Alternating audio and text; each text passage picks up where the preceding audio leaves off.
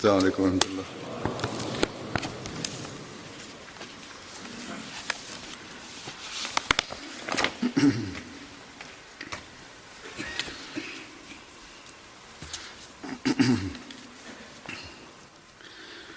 أشهد أن لا إله إلا الله وحده لا شريك له وأشهد أن محمدا عبده ورسوله أما بعد فأعوذ بالله من الشيطان الرجيم بسم الله الرحمن الرحيم الحمد لله رب العالمين الرحمن الرحيم مالك يوم الدين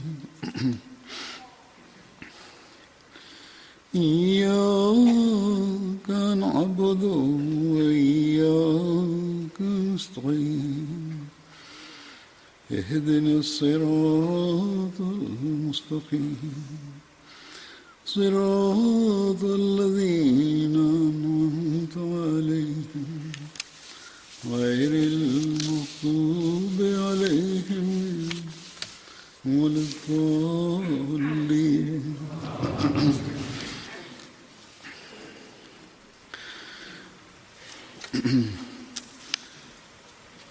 बदरी साहबा के जिक्र में Le premier des compagnons de Badr que j'évoquerai aujourd'hui se nomme Utba bin Mas'ud Huzayli. Son nom était Abu Abdullah. Il appartenait à la tribu Banu Makhzoum et il était l'allié de la tribu Banu Zuhra. Le père d'Utba bin Mas'ud se nommait Mas'ud bin Khafir et sa mère se nommait Abd bin Abdiwood. Bin Mas'ud était son frère.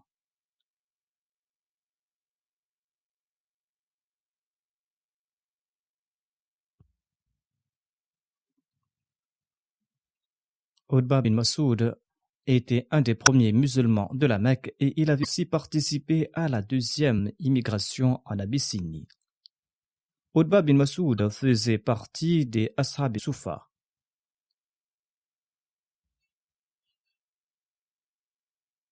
Hazrat Mirza Bashir Ahmad Sahib a expliqué ce qu'est la Soufa en citant divers recueils d'histoire.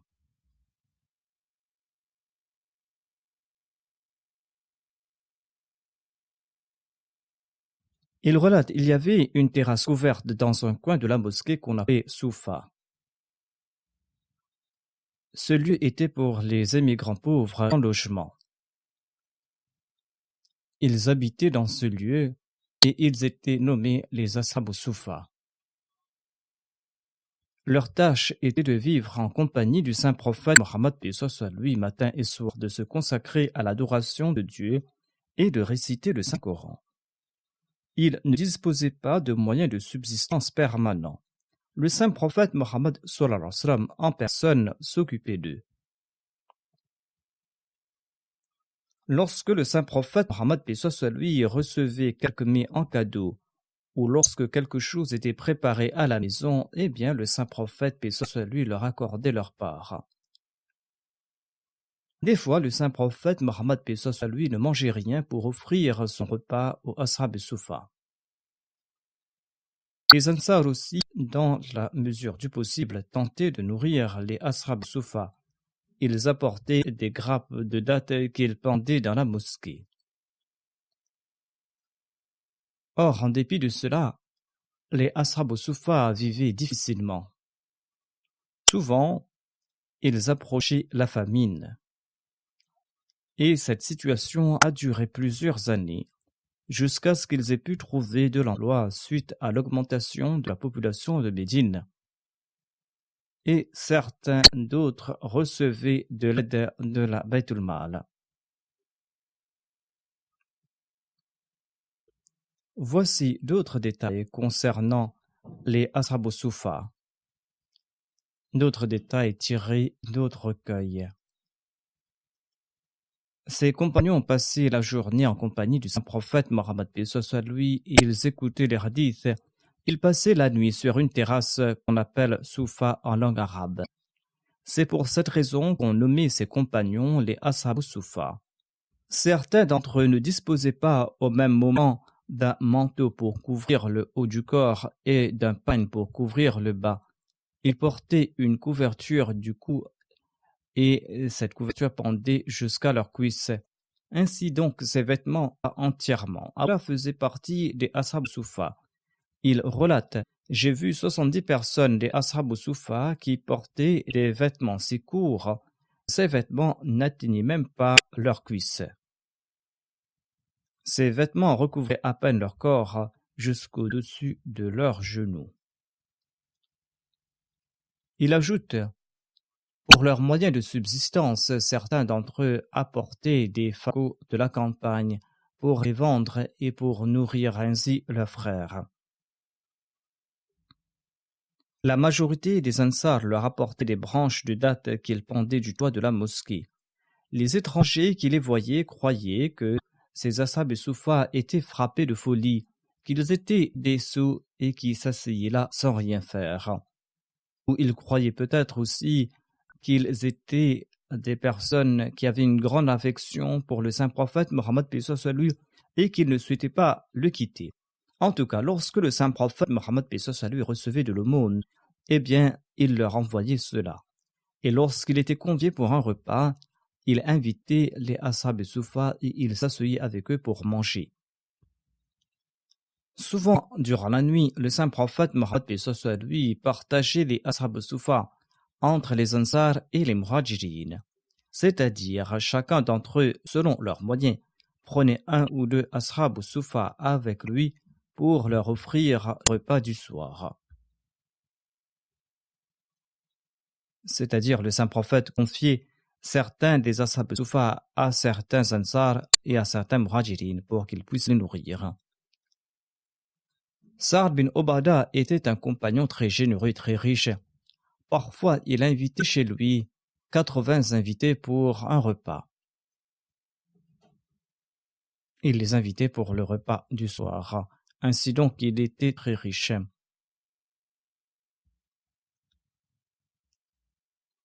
Selon les récits, le nombre des Ashab al-Suffa a fluctué avec le temps. Au minimum, il y avait 12 et au maximum, il y avait environ 300 voire 600 compagnons qui logeaient dans le Soufa.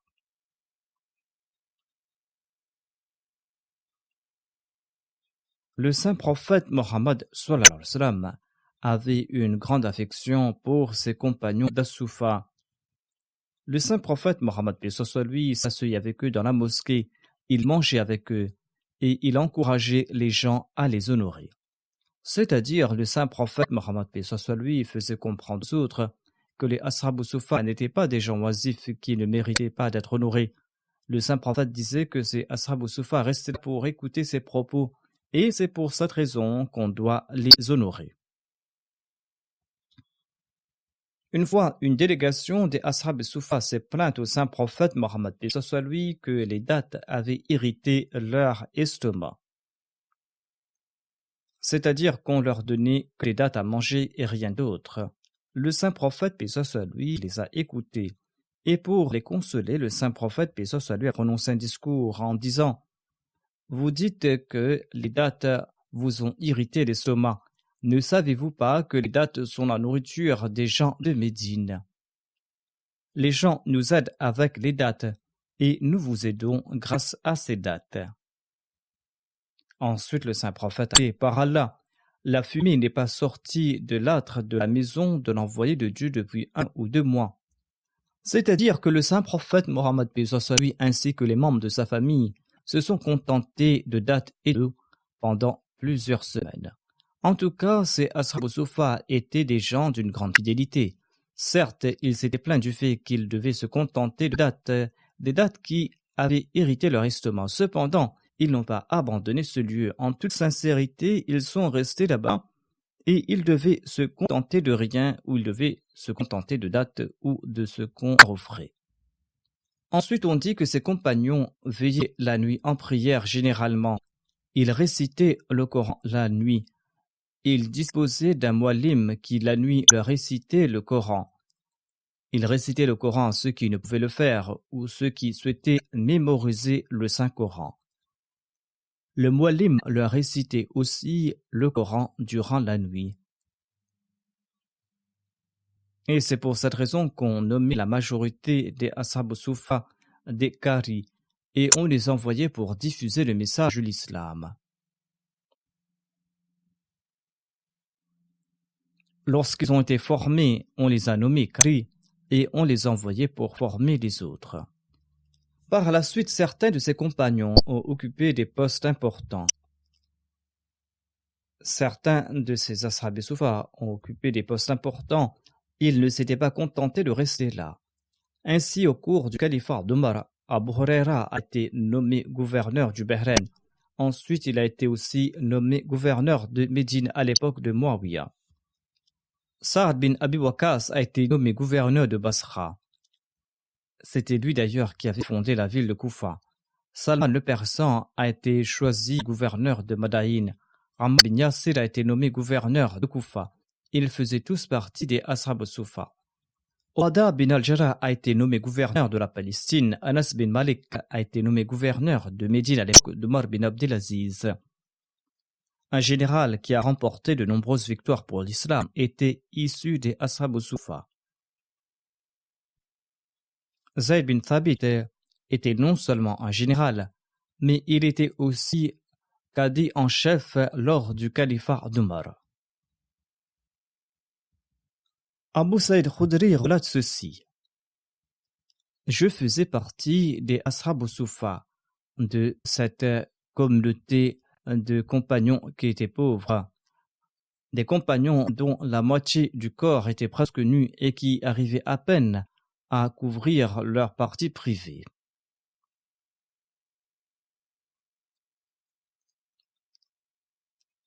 Ils étaient si pauvres qu'ils arrivaient à peine à couvrir leur partie privée de leur corps. Un qari parmi nous récitait le Coran quand le saint prophète paix soit sur lui est passé par là. Quand le saint prophète paix soit sur lui s'est mis debout, le qari s'est tu.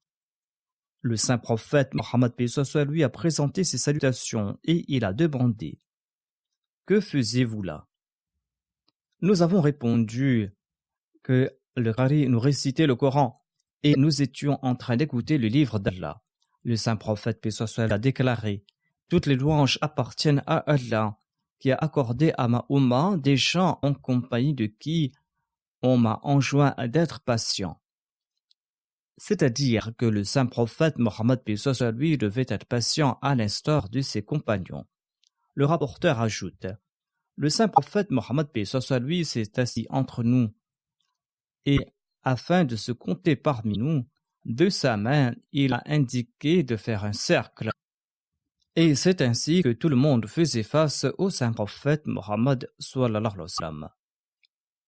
Le rapporteur ajoute qu'il pense que le saint prophète Mohammed paix soit sur lui n'avait reconnu personne hormis lui, étant en très grand nombre.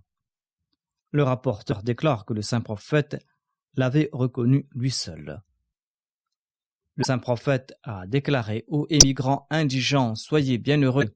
Le jour de la résurrection, vous entrerez au paradis une demi-journée avant les riches, avec la lumière parfaite. Et cette demi-journée équivaut à 500 ans.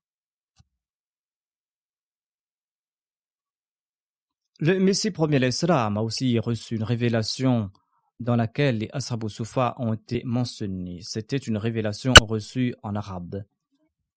Il est dit: Ashab Sufa wa dharaka ma ashab Sufa tara a'yunahum tafidu min ad-dam yusalluna alayka rabbana innana sami'na munadiyan yunadi lil imani wa da'iyan ila Allah wa sirajan munira. La traduction de cette révélation est comme suit: les gens d'As-Sufa, et qui te fera savoir qui sont les gens d'As-Sufa? Tu verras des larmes couler de leurs yeux. Ils enverront des salutations sur toi et ils diront: Ô notre Seigneur, nous avons entendu l'appel d'un héros qui nous a invités vers la foi.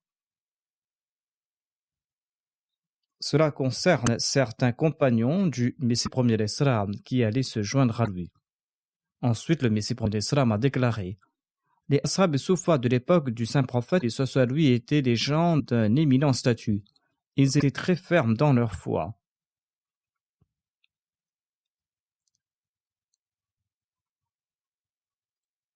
Et ils ont été des exemples de sincérité et de fidélité. Allah m'a informé et m'accordera certaines personnes de cette catégorie. Selon le Sahih al-Bukhari, Utba bin Masoud faisait partie des Ashab Soufa. On dit aussi qu'il avait participé à la bataille. Dans d'autres biographies des compagnons, à l'instar d'Asadul Rabah fi Ma'rifa as-Sahaba, Al-Asaba fi Tamiz as-Sahaba et Al-Istiab fi Ma'rifa al-Ashab, et selon Tabakat Ubra, Utba bin Masoud aurait participé aux batailles d'Uhud et aux autres Ghazwat, mais il n'avait pas participé à la bataille de Badr. Mais Al-Bukhari compte Utba bin Masoud parmi les compagnons de Badr.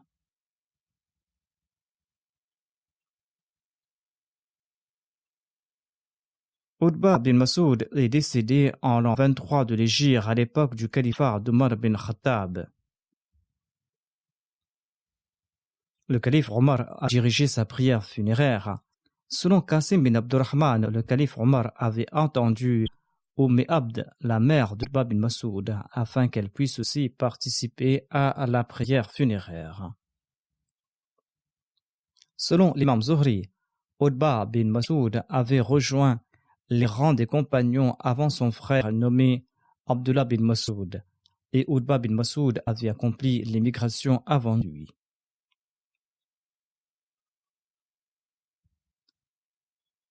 Abdullah bin Utba relate ceci. Quand Utba bin Masoud est décédé, son frère Abdullah avait des larmes aux yeux. Certaines personnes lui ont demandé s'il était en train de pleurer. Il a répondu: il était mon frère et il était mon compagnon auprès du saint prophète Mohammed sallallahu alayhi wa sallam. Hormis Omar bin Khattab, c'était la personne que j'aimais le plus. Selon un autre récit, lorsqu'Abdullah bin Masoud a entendu la nouvelle du décès de son frère Utba bin Masoud, eh bien, il avait des larmes aux yeux et il a déclaré: certainement, c'est là une grâce qu'Allah a fait naître. Le fils d'Adam ne peut certainement pas s'échapper de la mort, et cette mort est une source de grâce pour les personnes pieuses.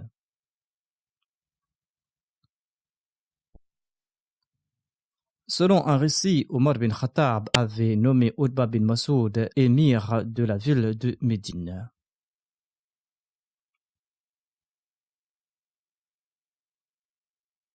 Le prochain compagnon se nomme Ubadah bin As-Samit. Il était un Ansari. Son père se nommait Samit bin Kais et sa mère se nommait Quratul Ayn bint Ubadah. Il avait participé à la première et à la deuxième Bayra d'Aqaba. Il était le chef de la famille Banu Auf bin Khazraj de la tribu Al-Khazraj. Ces chefs étaient nommés Qawaqil pour la raison suivante.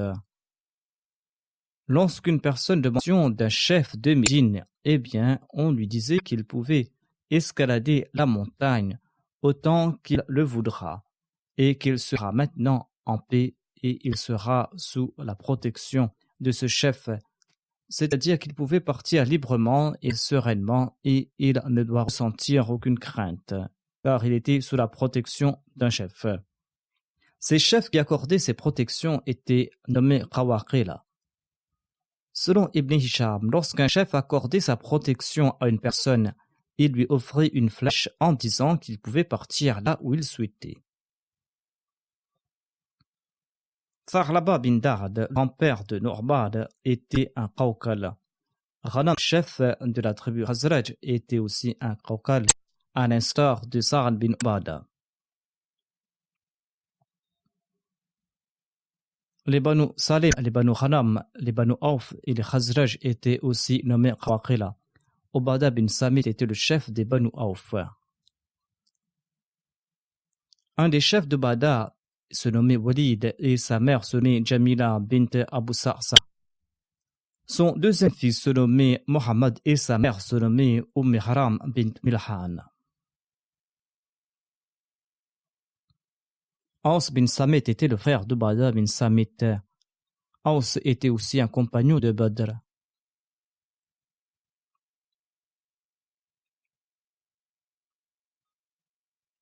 Le saint prophète Mohammed lui avait établi un lien de fraternité entre Abu Marsad Ghanwi et Ubadah bin Samit quand Abu Marsad s'est établi à Médine. Ubadah bin Samit avait participé aux batailles de Badr, à la bataille d'Uhud, à la bataille du Fossé et aux autres batailles menées par le saint prophète Mohammed lui. Ubadah bin Samit est décédé en l'an 34 de l'Hégire à Ramla en Palestine. Selon d'autres rapporteurs, il serait décédé à Jérusalem et il y a été enterré. Sa tombe s'y trouverait jusqu'aujourd'hui.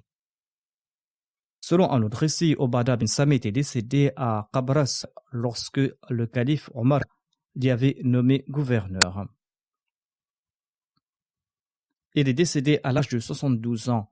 Il était grand de taille et il était très beau. Selon d'autres récits, il serait décédé en l'an 45 de l'Hégire à l'époque de l'émir Muawiyah. Mais le premier récit datant sa mort de l'an 34 de l'Hégire en Palestine est plus authentique que ce récit disant qu'il est décédé en l'an 45 de l'Hégire.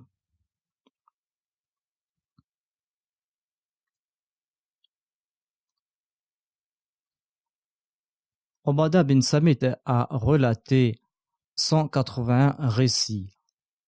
D'éminents compagnons et des tabi'in ont relaté ces nombreux hadiths. Parmi ces compagnons, on trouve Anas bin Malik, on trouve Jabir bin Abd, on trouve aussi Miqdad bin Madi Karb.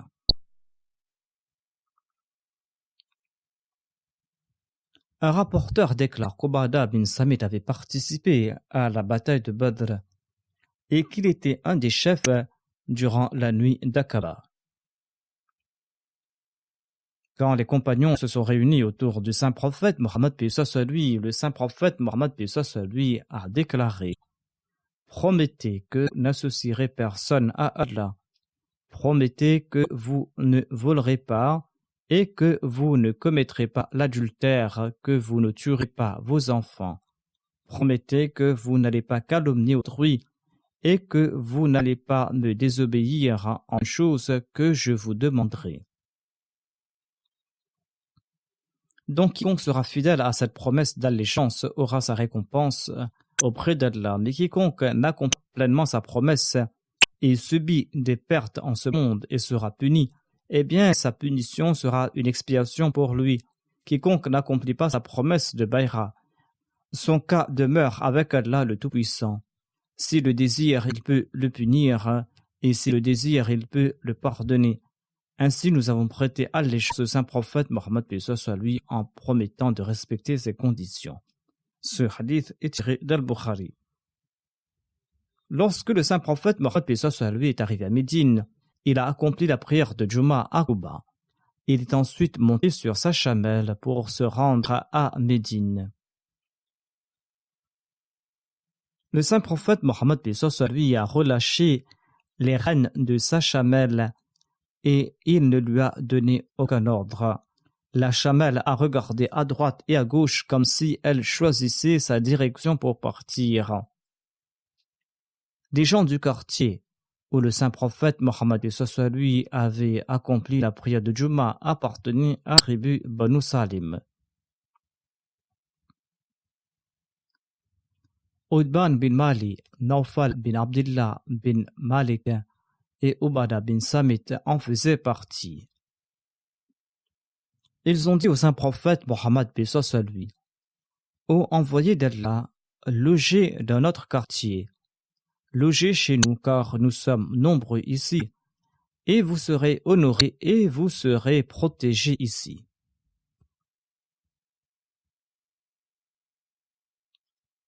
c'est-à-dire nous allons vous honorer, nous allons vous protéger.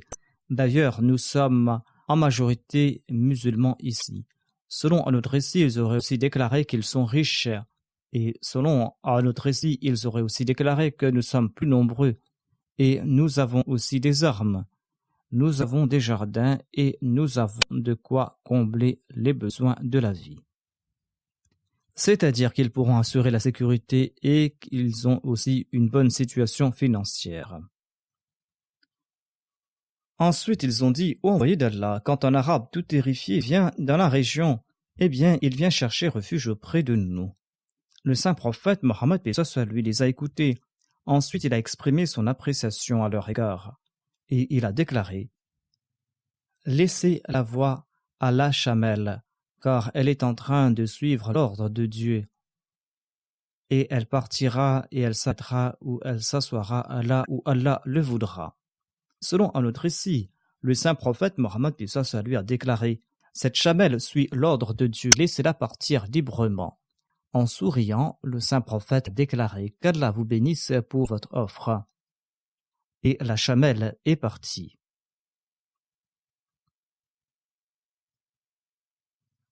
L'auteur de l'ouvrage Sayr al-Sahaba déclare: la conquête de l'Égypte prenait du retard lors du califat d'Omar. Sur ce, Amr bin As a envoyé une missive au calife Omar, lui demandant des renforts, suite à quoi le calife Omar a envoyé 4000 soldats, dont 1000 étaient sous le commandement d'Ubadah bin As-Samit. Omar a dit dans sa lettre: chaque officier de cette armée est égal à 1000 personnes. Quand les renforts sont arrivés en Égypte, Amr bin As a réuni toute l'armée et il a prononcé un discours passionné. Il a ensuite demandé à Ubadah bin Samit de lui confier sa lance. Et Amr bin As a ensuite enlevé son amam qu'il a attaché à la lance pour en faire un drapeau. Le drapeau du général qu'il a confié à Ubadah bin As-Samit. L'armée a conquis la ville lors du premier assaut. Abu Ubaïda bin Jarrah est parti à Homs après la conquête de la Syrie. Et après le traité avec les habitants de la ville, il a nommé Ubadah bin As-Samit le gouverneur de Homs et il est parti vers Houma. Ubadah est ensuite parti à Latakia, une ville côtière de la Syrie. Ses habitants ont combattu les musulmans. Il s'y trouvait là-bas une porte énorme que seule une grosse foule pouvait ouvrir. Ubadah a déplacé l'armée loin de la ville et il a demandé à l'armée de creuser un long tranché assez profond pour cacher un cavalier et sa monture. Les musulmans ont creusé le tranché au prix de grands efforts. Quand le soleil s'est levé, ils ont fait semblant de partir dans la direction de Homs et le soir, ils sont retournés dans leur camp et dans leurs tranchées. Les habitants de Latakia, croyant qu'ils étaient partis, le matin, ils ont ouvert la porte de leur forteresse pour sortir avec leur bétail. C'est là que les musulmans sont apparus sur le champ. Les habitants ont été pris de peur et les musulmans ont pris l'assaut pour pénétrer dans la ville et remporter la victoire. Ubadah est entré dans la forteresse, il est monté sur le mur de la forteresse et il a lancé le takbir. Certains chrétiens de Latakia ont pris la fuite vers Yazid. Par la suite, ils ont demandé la protection afin de pouvoir retourner sur leur terre. Ils avaient pris la fuite, mais ils sont retournés en demandant la protection pour retourner sur leur terre. Et après paiement d'une taxe sur leur récolte, on leur a confié leur terre. Et on leur a retourné aussi leur lieu de culte afin qu'ils puissent rendre culte à Dieu selon leur pratique. Les musulmans ont construit une mosquée à Latakia suite à l'ordre d'Ubadah. Et par la suite, la mosquée a été agrandie. Ubadah et les musulmans sont arrivés sur la ville côtière nommée Balda et ils ont conquis cette ville. Cette ville se trouvait à environ 10 km de la forteresse de Jabla. Ubadah et ses compagnons ont remporté de nombreuses victoires.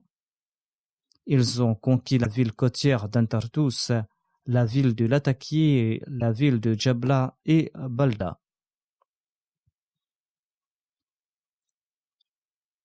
Le saint prophète Muhammad sallallahu alayhi wa sallam avait confié à Obada bin Samit la responsabilité de collecter certaines aumônes et il lui a prodigué le conseil suivant. Allah, de peur qu'au jour de la résurrection tu ne portes un chameau en train de l'atterrer, ou que tu portes une vache en train de meugler, ou une chèvre en train de bêler. C'est-à-dire qu'il ne devait pas être malhonnête, il ne devait pas dilapider les biens offerts en aumône. En effet, à l'époque, les gens offraient des chameaux, des vaches ou des chèvres en aumône, et il leur conseillait de distribuer à bon escient et de protéger ces biens reçus comme zakat ou comme aumône. Sinon, il devra porter ses fardeaux le jour de la résurrection. Obada bin Samit déclare, en entendant cela, j'ai dit, je jure par celui qui vous a envoyé avec la vérité, je ne peux pas être responsable de 2 personnes. Je ne pourrais même pas porter le fardeau d'une seule personne. Il vaudrait mieux ne pas me nommer responsable, a dit Obada. À l'époque du saint prophète Mohammed lui, 5 Ansar avaient recueilli le texte du Saint-Coran. Il y a Mu'adh bin Jabal, Obada bin Samit, Ubay bin Ka'b, Abu Ayyub Ansari et Abu Darda.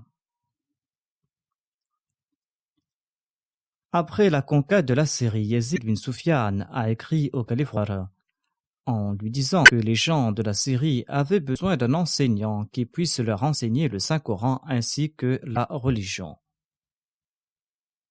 Le calife Omar a envoyé Mu'adh, Obada et Abu Darda. Obada s'est établi en Palestine. Janada relate ceci, j'ai rencontré Obada et j'ai constaté qu'il avait une grande connaissance de la religion d'Allah. C'est-à-dire qu'il était un très grand érudit. Quand les musulmans ont conquis la Syrie, Omar y a envoyé Obada et ses compagnons, par lesquels il y avait Mu'adh bin Jabal et Abu Darda. Il les a envoyés là-bas afin qu'ils puissent enseigner le Saint-Coran et la religion aux gens. Obada a logé à Homs, Abu Darda est parti pour Damas et Mu'adh est parti en Palestine. Après quelque temps, Obada s'est rendu lui aussi en Palestine. En Palestine, l'amir Muawiyah s'est opposé à Obada sur une question religieuse. C'était sur un point qui déplaisait à Obada, c'est-à-dire qu'il y a eu différence sur une question d'ordre religieux. L'amir Muawiyah a parlé durement à Obada qui a déclaré qu'il ne va pas rester sur cette terre en compagnie de Muawiyah. Il est retourné à Médine. À Médine, le calife Omar lui a demandé la raison de son retour. Obada lui a raconté l'histoire du différend et des paroles dures prononcées par Muawiyah contre sa personne. Sur ce, le calife Omar lui a demandé de retourner de là où il venait, en ajoutant « Allah laissera corrompre la terre où il n'y a pas des gens comme toi ».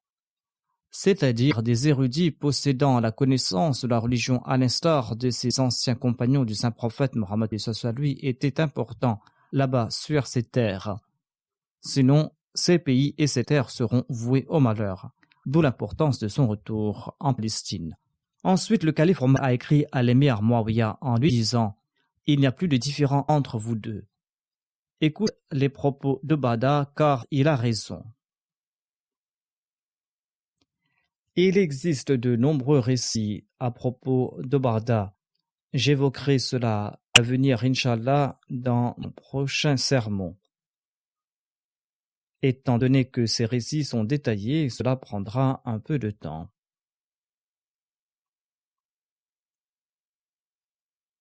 J'évoque à présent une personne décédée récemment dont je dirigerai la prière funéraire. Il s'agit de Mokaram Tahir Arif Saheb qui est décédé le 26 août dernier après avoir enduré patiemment une très longue maladie. Le défunt est décédé ici au Royaume-Uni. C'est à Allah que nous appartenons et c'est à lui que nous retournerons. Il souffrait d'un cancer qu'il a enduré très patiemment. Le défunt était un haut fonctionnaire au Pakistan et il avait pris sa retraite. Et je l'avais nommé au poste du président de la Fazl Umar Foundation quelque temps de cela. Ainsi, il occupait ce poste ces temps-ci et il était au service de la religion. Tahir Arif Saeb est né le 13 février 1952. Sa famille était originaire de Sialkot. Ensuite, sa famille s'est établie à Saroda. Le père du défunt était Maulana Chaudhry Mohammad Yar Arif. Il était missionnaire de la communauté musulmane Ahmadiyya et il avait servi au Royaume-Uni. Il était l'imam adjoint de la mosquée de Londres. Maulana Mohammad Yar Arif avait aussi occupé le poste de l'adjoint du Wakil Tabshir Tahrik Jadid Arabwa. Le père du Mohammad Yar Arif était un très grand orateur, un grand érudit de la communauté. Il avait accompagné Maulana Abdrahim Nayar Sahib pour représenter la Jamaat le 23 mars 1940 lors de la conférence durant laquelle la résolution sur le Pakistan a été présentée. C'était là un honneur historique que le père du défunt a eu. La mère du défunt se nommait Inayat Thuraya Begum. Son grand-père se nommait Chaudhry Ghulam Hussain et il était un compagnon du Messie premier alayhi salam.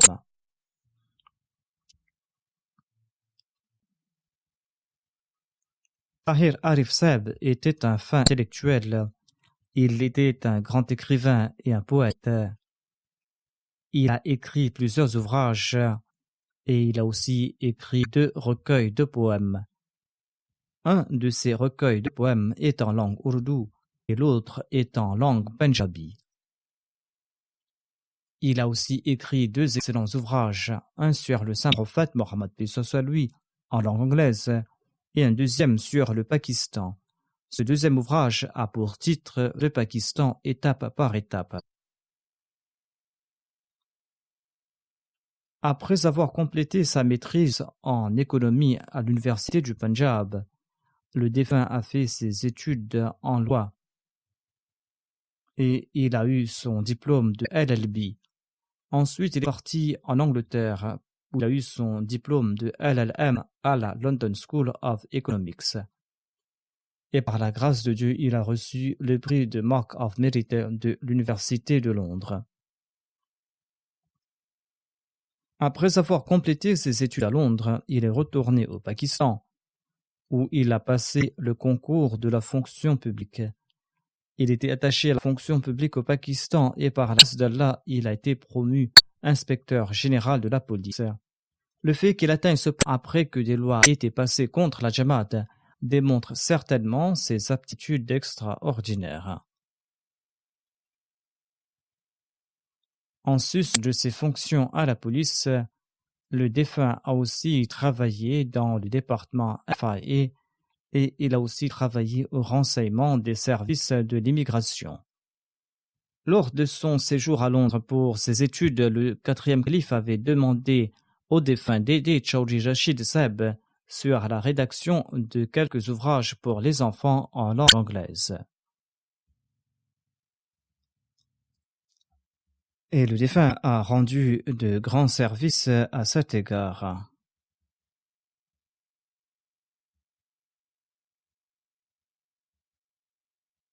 Par la grâce d'Allah, le défunt étudiait avec beaucoup d'engouement les ouvrages du Messie premier l'Islam. Il était toujours en train de lire ces ouvrages du Messie premier l'Islam. Et il ne se contentait pas de lire ces ouvrages, il prenait également des notes et il partageait ces notes avec ses amis et il discutait à ce propos avec eux. Le défunt récitait régulièrement le Saint-Coran et il méditait sur les préceptes du Saint-Coran. Aucun de ses proches ne me l'a mentionné, mais je me souviens d'une fois, lors d'une discussion, j'ai appris qu'il se réveillait régulièrement pour accomplir la prière de Tahajjud.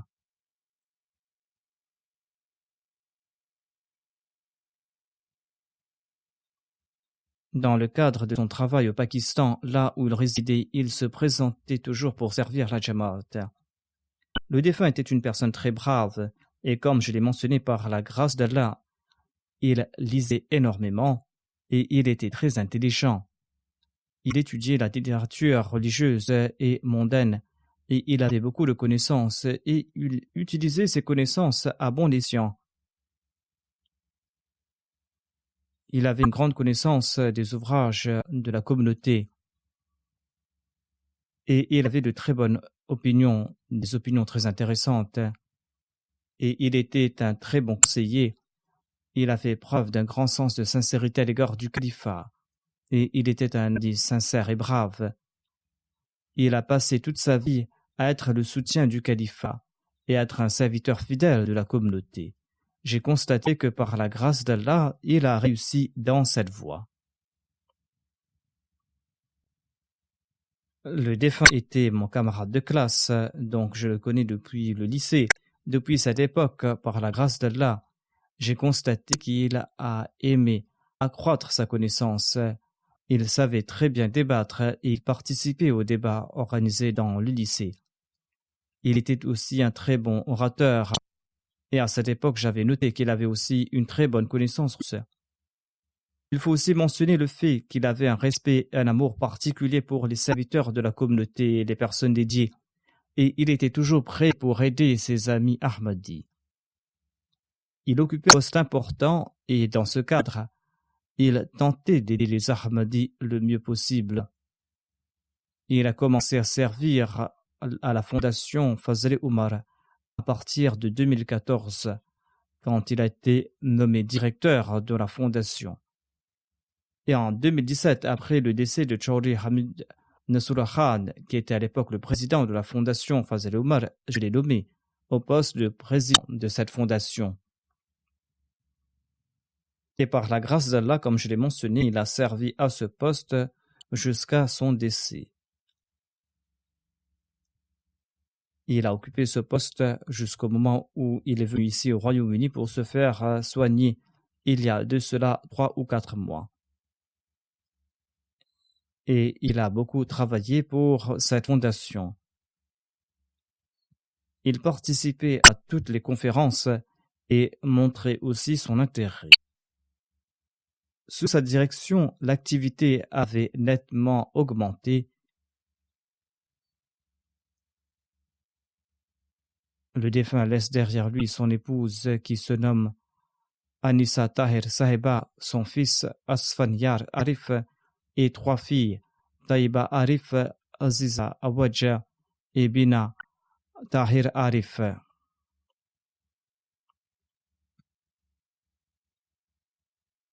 Deux de ses filles sont mariées, son fils et l'une de ses filles ne sont pas encore mariées. Sa fille Taiba Arif écrit ceci.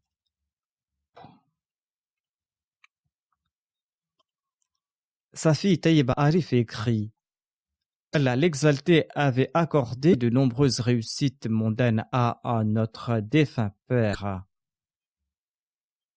Mais il a toujours maintenu sa distinction d'être un Ahmadi. Avec beaucoup de courage et de fierté, il était un officier honnête et digne de confiance.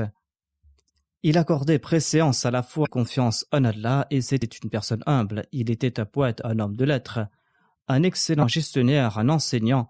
Il avait de grandes connaissances religieuses. Il était un mari responsable, un père très gentil. Et plus important encore, il avait un grand amour pour le saint prophète Mohammed b.s. lui. Sa fille ajoute: notre mère nous a dit qu'elle a toujours constaté que son mari était très juste, très doux de nature. Sans faire de différence entre les personnes âgées, riches ou pauvres, il était bienveillant envers tout le monde, quel que soit leur statut. Certains proches m'écrivent motivés par des sentiments ou en raison de leur lien de parenté, mais moi je peux dire que tout ce qui est dit à propos du défunt est vrai parce que je le connaissais personnellement. M. Mubarak Siddiqui écrit que le défunt Tahir Arif était une personne très simple et humble, Il avait une grande relation d'amour et de califat. Il est un poète hors pair et un homme de lettres. Il ajoute aussi qu'un jour, j'ai demandé au défunt de citer son vers préféré. Et il a cité un vers sur son amour pour le califat. Dans ce vers, il disait « Ô mon maître, si seulement ton serviteur pourrait être auprès de toi, que mon corps devienne herbe et soit piétiné. » Il ajoute « Un jour, lors d'une assemblée amicale, je lui dis « Tahir Saeb, Allah a honoré tout Ahmadi d'une manière ou d'une autre. Vous avez occupé un poste très important au sein du département de la police. » Il a dit « Le plus grand honneur pour moi, c'est d'être un Ahmadi. » Et il a donné l'exemple du fait qu'il avait étudié avec moi le calife, et il a ajouté que j'étais camarade de classe du calife, et c'est là un très grand honneur pour moi. Son père, Maulana Mohammad Yar Arif, l'avait envoyé à Rabwa pour étudier au lycée, et lorsque notre lycée a été nationalisé peu de temps après, au lieu d'héberger à l'internat, le défunt a fait une requête auprès du troisième calife pour séjourner dans la Darou Ziafat. Il avait fait cette requête du fait que le troisième calife connaissait très bien son père, Maulana Mohammad Yar Arif. Et ainsi, le défunt a hébergé à la Darou Ziafat jusqu'à la fin de ses études. Lorsque nous étions étudiants, nous discutions de nombreuses choses sans gêne et nous plaisantions beaucoup, mais lorsque le quatrième calife m'avait nommé, il a aussitôt montré un grand respect et une grande considération à mon égard. Et après avoir été nommé calife par grâce d'Allah, il a fait preuve d'une grande sincérité et d'une grande fidélité à mon égard. Qu'Allah fasse preuve de pardon à son égard et qu'il lui accorde sa miséricorde. Qu'Allah élève aussi son rang et qu'il permette aussi à ses enfants d'être toujours attachés à la communauté et au califat. Ses amis et ses proches et les membres de sa famille ont fait part de nombreux récits à son sujet.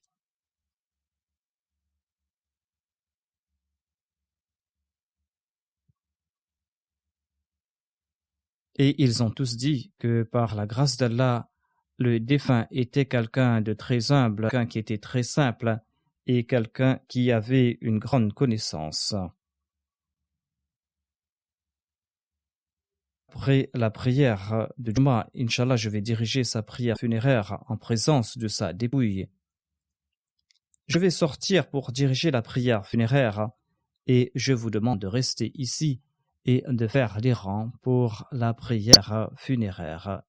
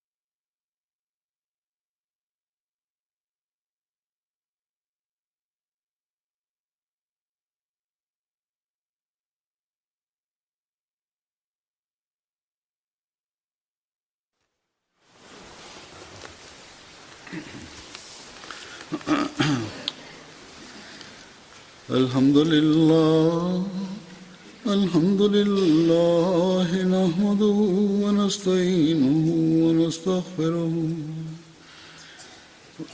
ونؤمن به ونتوكل عليه ونعوذ بالله من شرور أنفسنا ومن سيئات أعمالنا من يهده الله فلا مضل له ومن يضلل فلا هادي له ونشهد أن لا إله إلا الله ونشهد أن محمدا عبده ورسوله عباد الله رحمكم الله إن الله يأمر بالعدل والإحسان وإيتاء ذي القربى وينهى عن الفحشاء والمنكر والبغي يعظكم لعلكم تذكرون اذكروا الله يذكركم وادعوه يستجب لكم ولذكر الله أكبر